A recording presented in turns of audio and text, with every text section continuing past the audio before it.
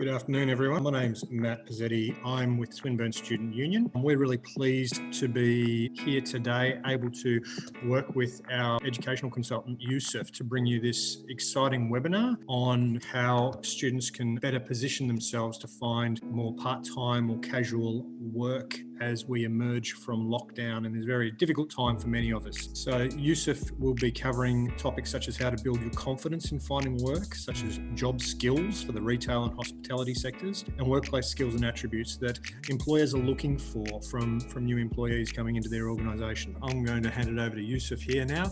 And at the end of the session, at the end of Yousef's presentation, there'll be an opportunity for some question and answers. So if you have any questions, please write them in the Q&A box, and we will get around to addressing as many of them as we possibly can. Over to you. Thanks, Yousef. Thank you. Thanks, Matt, for that introduction, and welcome everyone. As Matt said, today we'll be talking about how to find a job post-COVID, mainly focusing on retail and hospitality, casual jobs. Excited to have you all here. First thing first, a bit of background. I was a Swinburne graduate myself, so I owe quite a bit for Swinburne. I was fairly involved. Graduated in 2015, so just like many of you, I guess, you have those questions about whether what I do relate to what I want to do.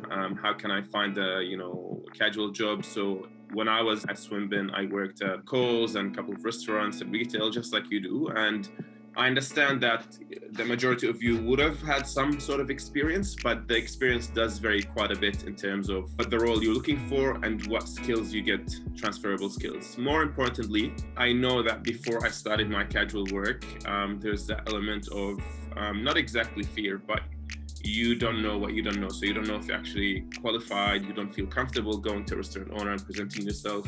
You're just applying on a lot of websites and no one's getting back to you. So I understand that frustration, because there are a few things that if you do, you're going to increase that element of finding a job significantly.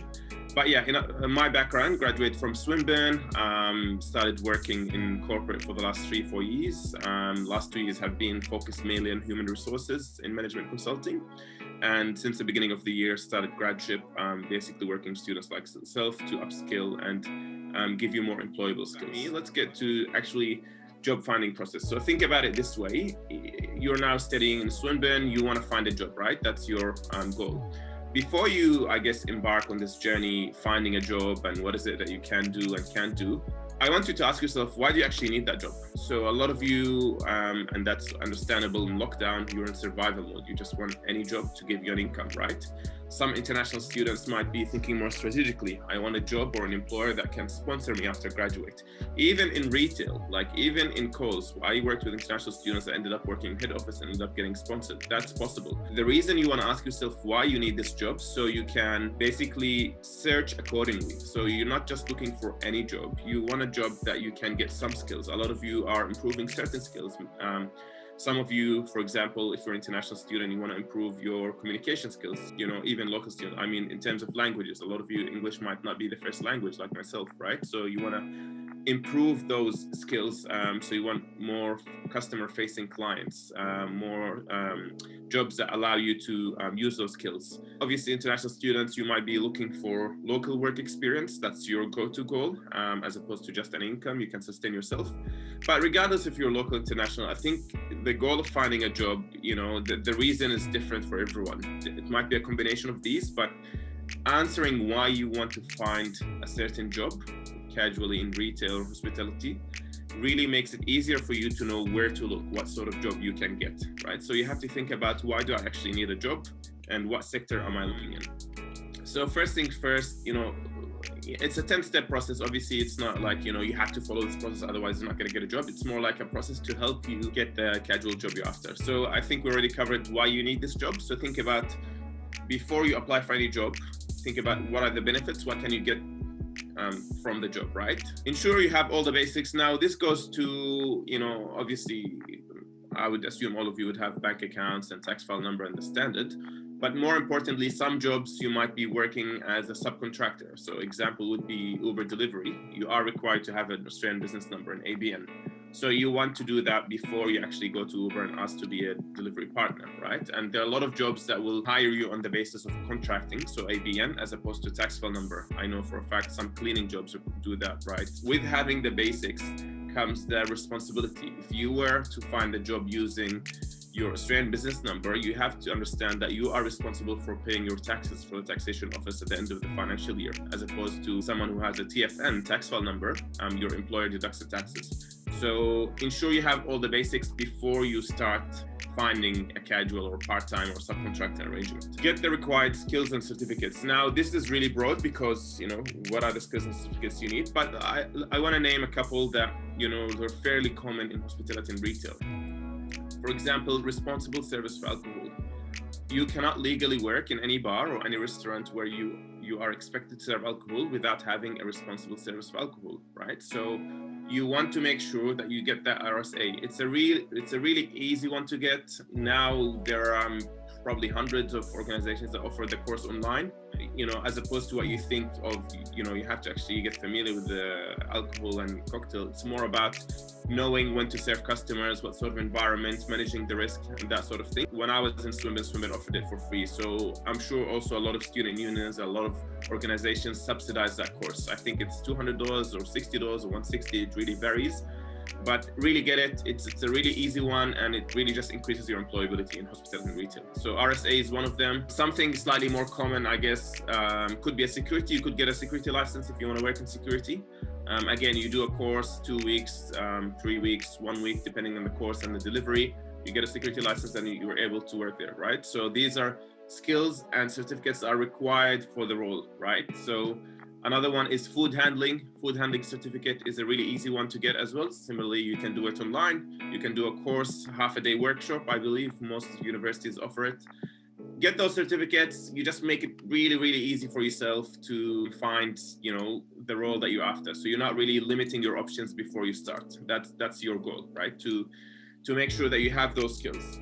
What's more important than the actual certificates is knowing what skills you need for the job. So if you are to work in a restaurant, like if you apply, for example, for an Italian restaurant, you really don't have to be an expert in Italian cuisine, right? But you do have to know the basics, because the owner, and I've done that myself, I was asked the owner, are you looking for people in this, in the restaurant, or are there any vacant positions? Like, okay, tell me about the menu, right? Talk to me about the menu. And I didn't know, I didn't have a lot of experience with the menu, so I had to learn, obviously. I had to speak to what I know in terms of Italian dishes. So this is a skill, like knowing about food in a food industry is a skill. You can learn it. It's not hard. You don't have to be an expert. If you want to work as a waiter, waitress, or kitchen hand, you definitely do not have to be the head chef or know how to cook food, right? You just want to have the basics.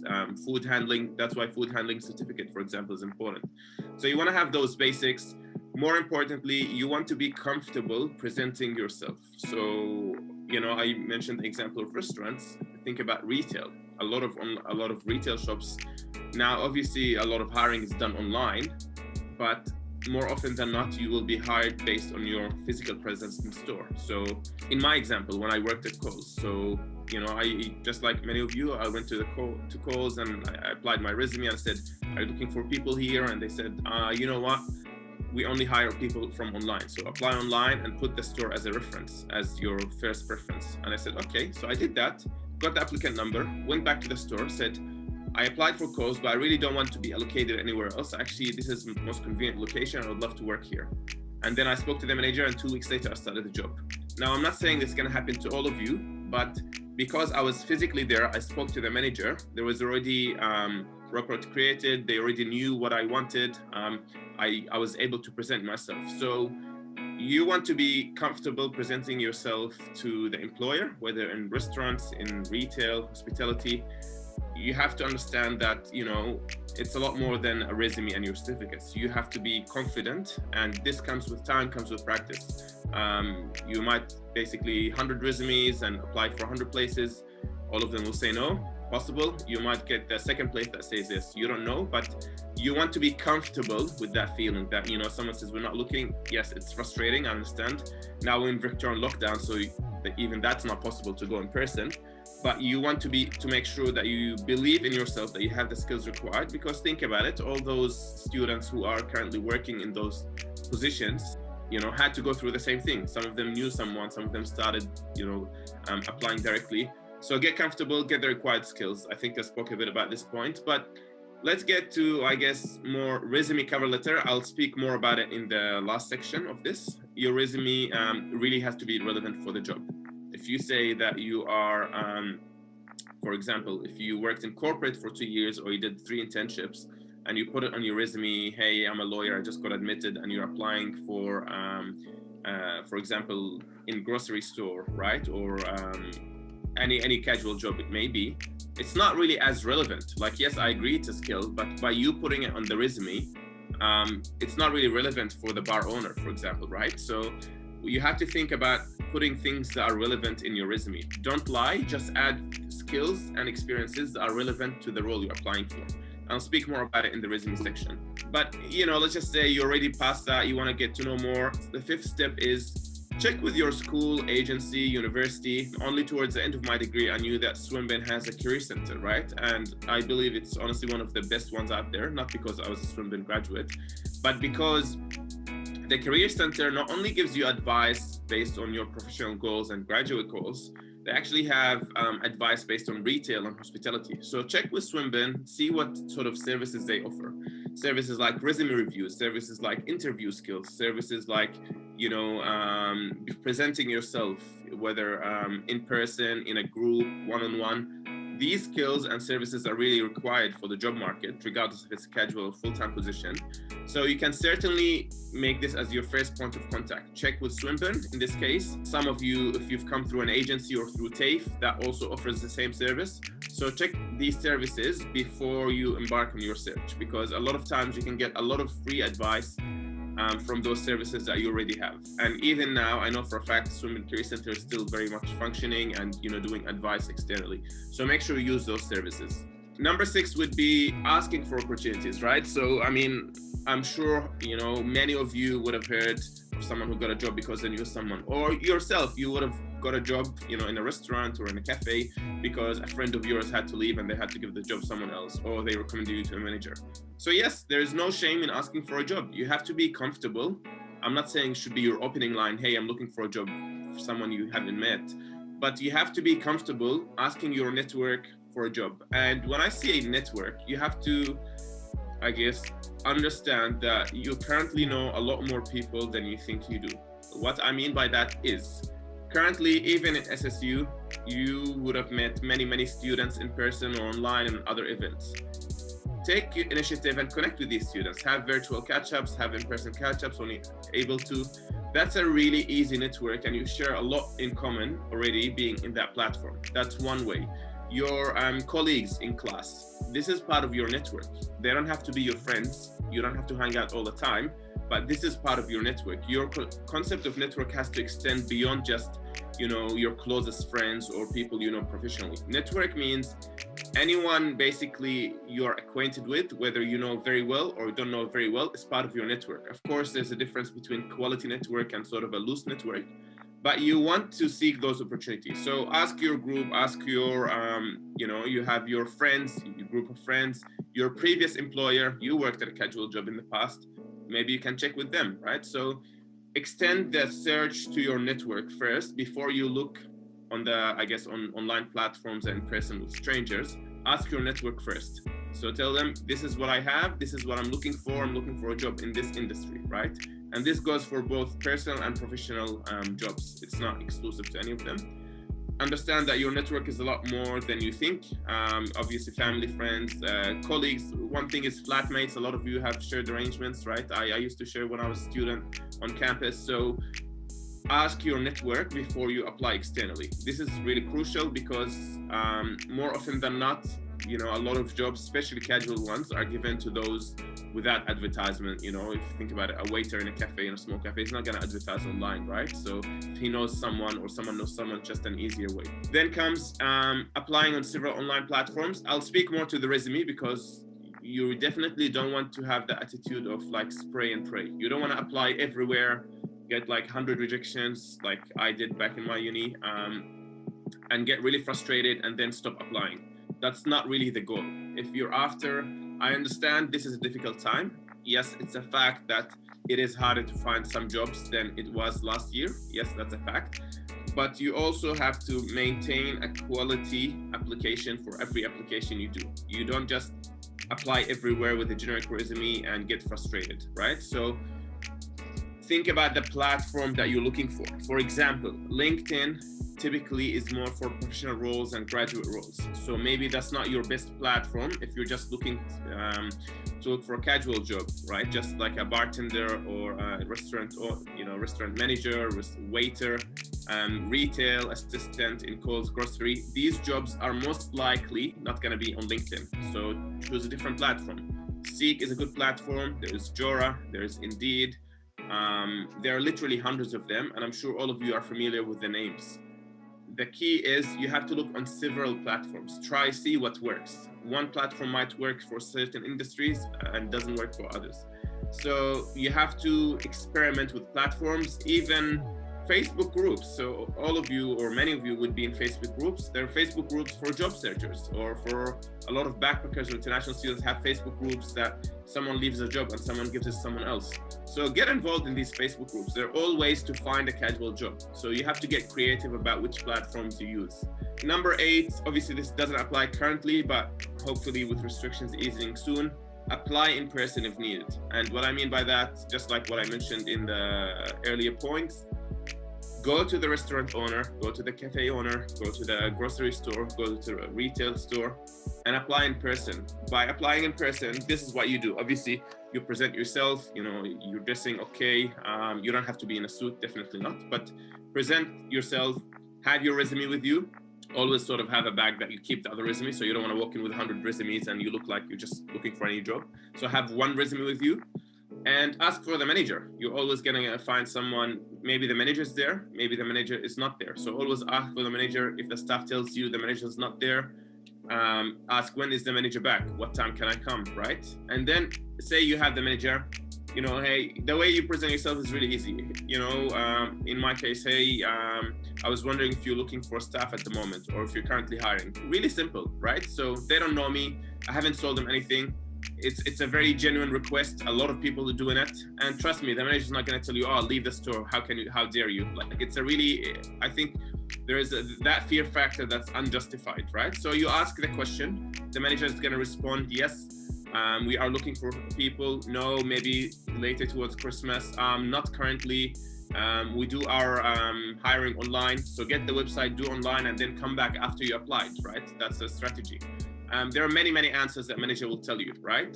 Or they can ask you on the spot, like it happened to me and many other international students and local students, is they can ask you on the spot, "Okay, so tell us about your experience. Have you worked in retail before? Have you worked in restaurants before?" You have to be ready to answer the question. Have you or have you not? For example, if you have not, say, "I haven't particularly worked in restaurants or retail, but I've worked in, for example, customer-facing role, or I've worked in, as I did a lot of volunteering on campus when I had to deal with conflict resolution," for example, if it's applicable to what you're applying for, of course.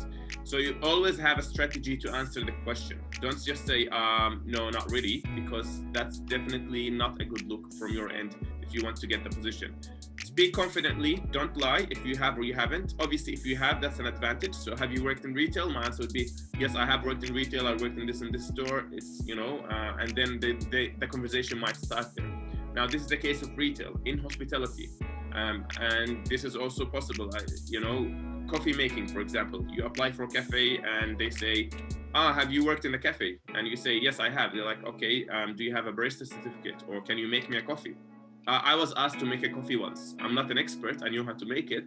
I didn't get the job, but you should expect to be examined on the spot. You should expect to be interviewed on the spot. If you are looking for a job in hospitality or retail, chances are, if the manager is looking for someone, they will ask you directly. They just want to get on with it. They're not going to say, "Come back next week and we'll see if we can have interviews." More likely than not, they are ready to hire. You should be ready to get interviewed. So whenever you apply for any job, basically any restaurant or bar, or I'm mentioning more the physical shops because that's the most common with students. Be ready to be interviewed on the spot, right? So apply in person, present yourself, and be ready to answer those questions. 9, I think I've already covered that. Practice for interviews. So know what sort of questions are relevant. So if you're applying for a cafe and the owner asks you to make a coffee, or do you have any experience, your corporate experience is not really relevant. Experience in other roles that are not directly customer service, for example, if you've done a lot of programming, it's not really relevant to the position. No need to mention it. It's just gonna raise red flags with the owner, like, oh, I'm not sure if I want to hire this person because I want someone who has this experience. So make sure whenever you get asked a question, you reflect on the relevant experiences for the role. And so in terms of skills, you have to be able to present yourself, be confident, customer facing role always. And I say that to all graduates and resumes. Customer facing, customer service, conflict management, client facing, all these words should be in your resume somehow if you're applying for retail or hospitality. So this is a must. You have to have the word customer in your resume, right? Now, of course, it's not like if you don't have customer, you're not going to get a job, but I'm saying people really underestimate the relevance of the skill to the job. So if customer facing is relevant, which in this case it is for retail and hospitality, you want to make sure and draw attention to that skill and how you used it in the past, right? I think that was more of a generic, summary, but last one would be know your rights and entitlements. Again, to what I said about ABN versus TFN. More importantly, if you're a part-time or casual, you have to know which pay is correct. Part-time and full-time usually accumulate leave and sick leave. If you're casual, then different notice times apply. Ask the questions. It's really easy. Just ask your owner, ask your manager, ask your fellow colleagues, ask someone who worked in such a position.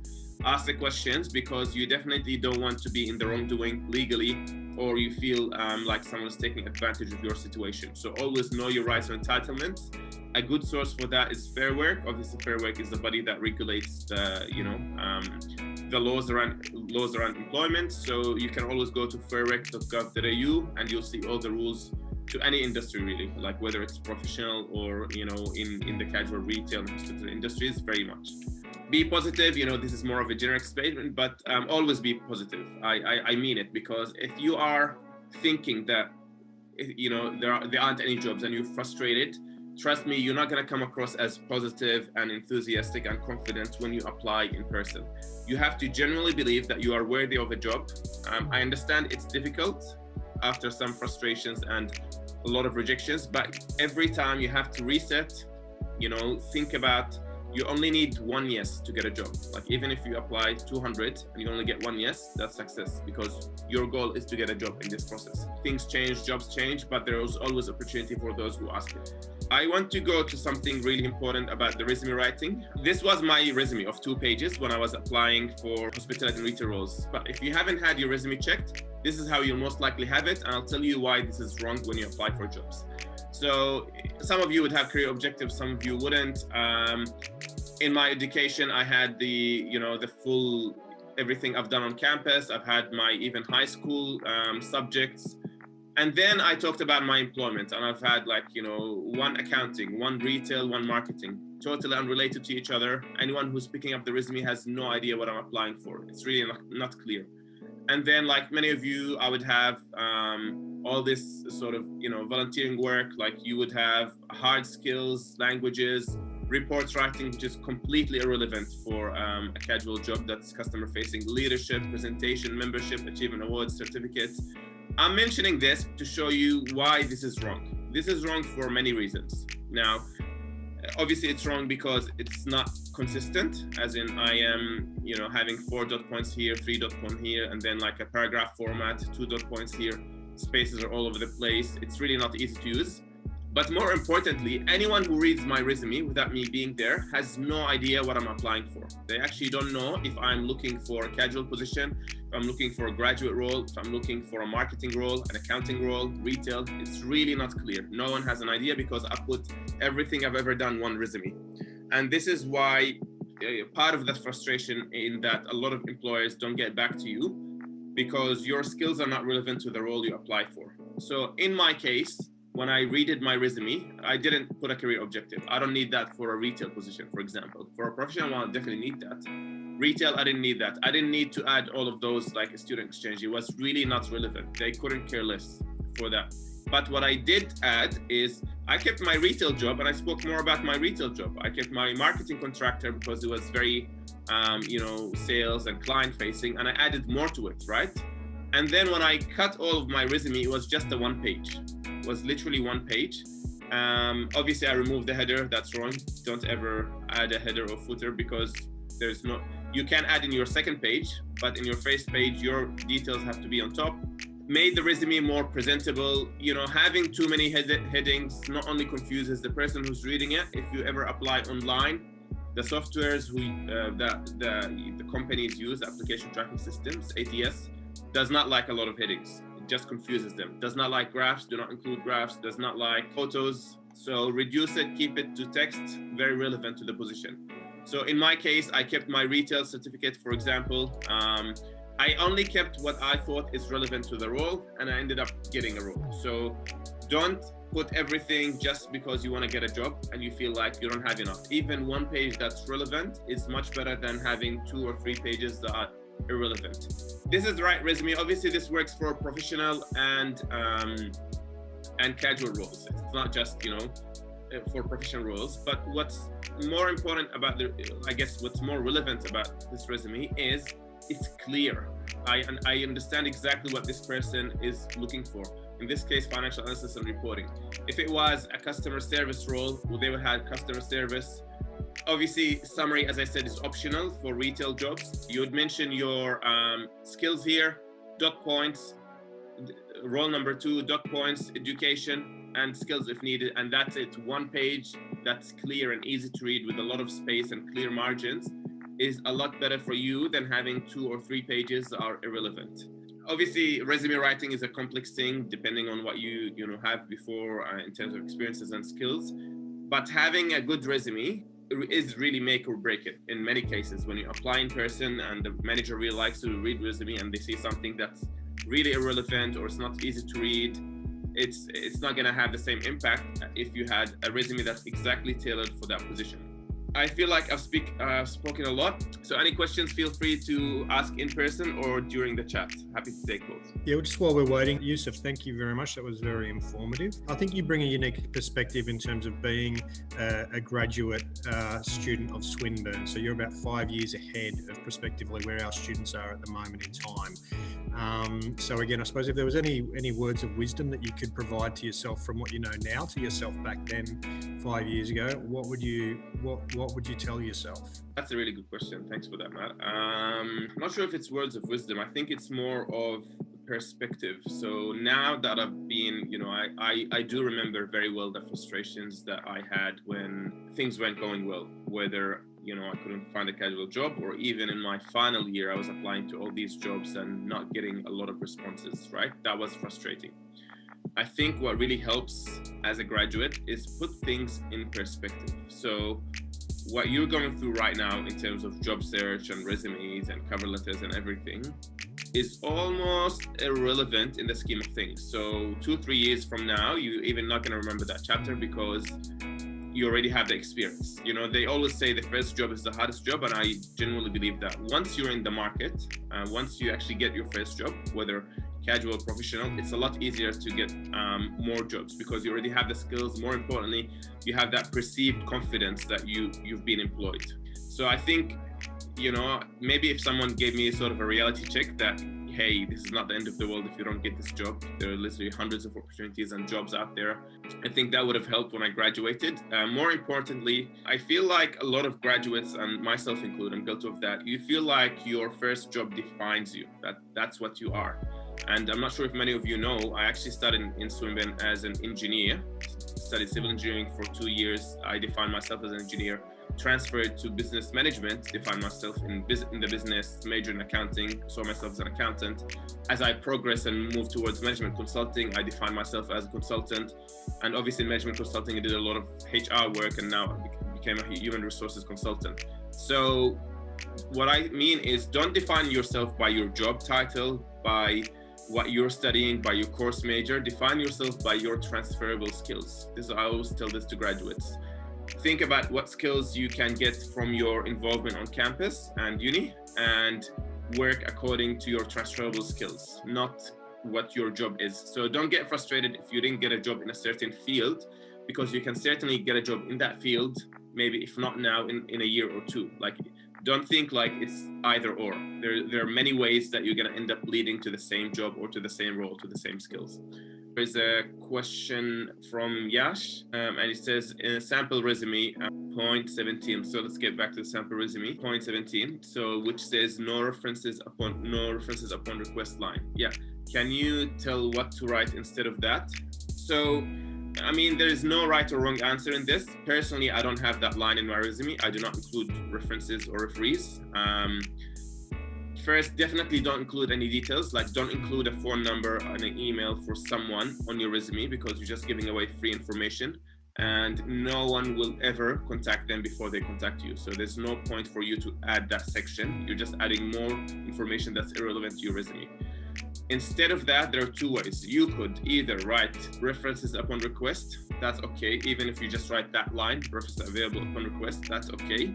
Personally, I agree with that. Don't even add that line. Like anyone who sees your resume will ask you for a reference or a referee. So there is no reason to add more words in the resume that are not related. So that would be my answer to that question. Instead of that, you can either just add that line or don't add anything. That's also okay. Both are correct for resumes, both casual and professional. We've got in the Q&A box, we've got a couple of questions that have come through, Yousef. The first one. Sorry, I was just looking at the chat. Yes. All right, thank you. Okay, so how to get a job in aged care nursing without certificate 3. Again, I'm not expert directly in that field.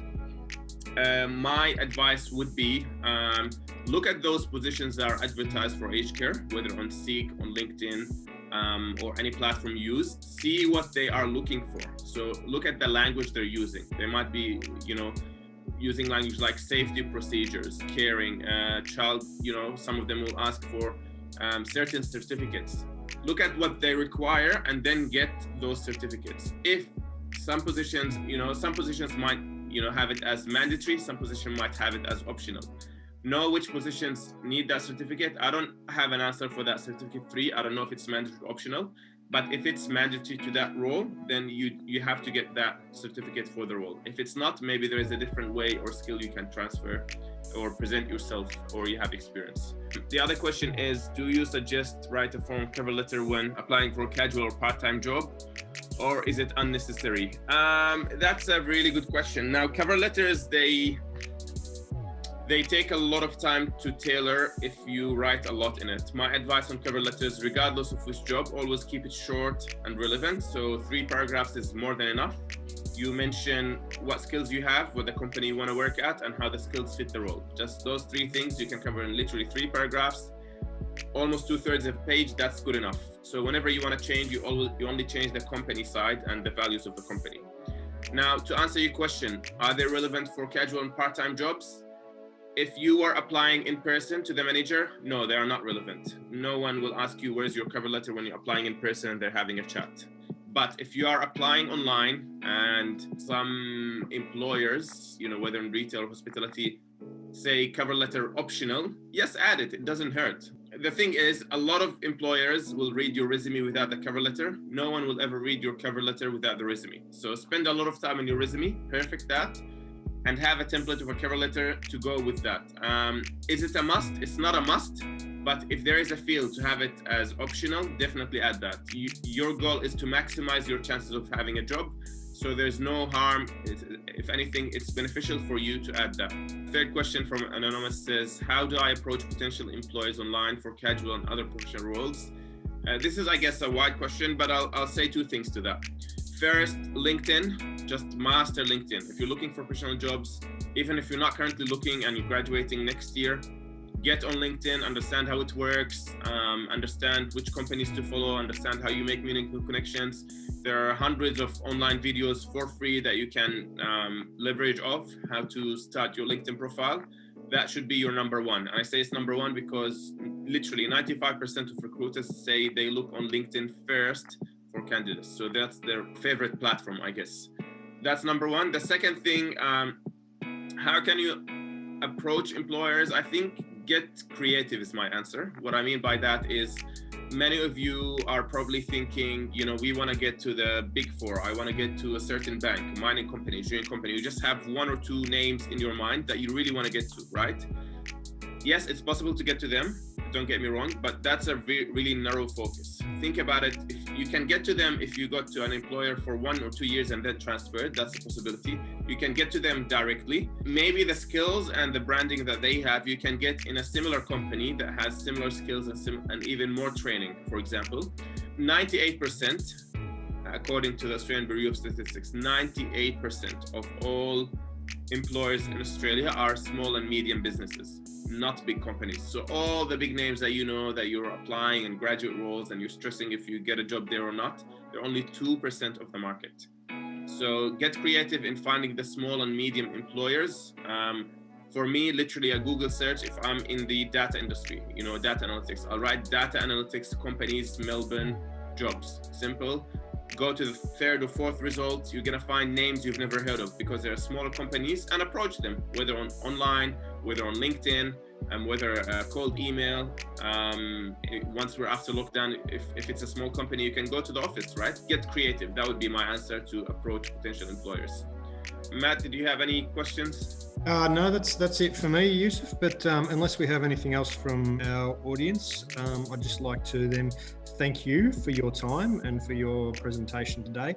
I think your experience and insights have been very informative, but particularly very pertinent because of your, I suppose, status as a relatively recent graduate of the university. So again, I think that we have a number of different people who come through and speak to our students, and obviously their perspective and their perception about how easy or challenging some of the decisions and some of the opportunities are very much they're informed by their experience. So to have a recent graduate talking to students, I think is very valuable. Thank you. Thanks, Matt. I really appreciate you having me, and thanks everyone for listening. Again, if you have any questions you feel like I haven't covered or things you want to ask, I can be best reached on LinkedIn.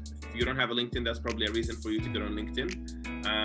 Yousef Shadid, that's my name. More than happy to help. And again, thanks, Matt, for your help. I really appreciate it. And I will just mention to everyone who's still here at the moment in time, if you're interested, the union's actually running another webinar on Wednesday, 21st of October, also on employment focus, but this is actually about graduate employment opportunities. We've actually got a key staff member from ANZ who's got a role in terms of actually securing graduate employees to come into the ANZ graduate program. So they're going to be doing a webinar with us next week on how to best apply for graduate positions, how to apply for the ANZ specific graduate program, what graduate programs are looking for, plus again, opportunity to meet some recent alumni and hear about their experiences as well. So again, thank you, Yousef. Appreciate your time today. And for those of you that are keen to continue finding out more about transitioning from student into employment opportunities, jump on our Facebook, give us a like,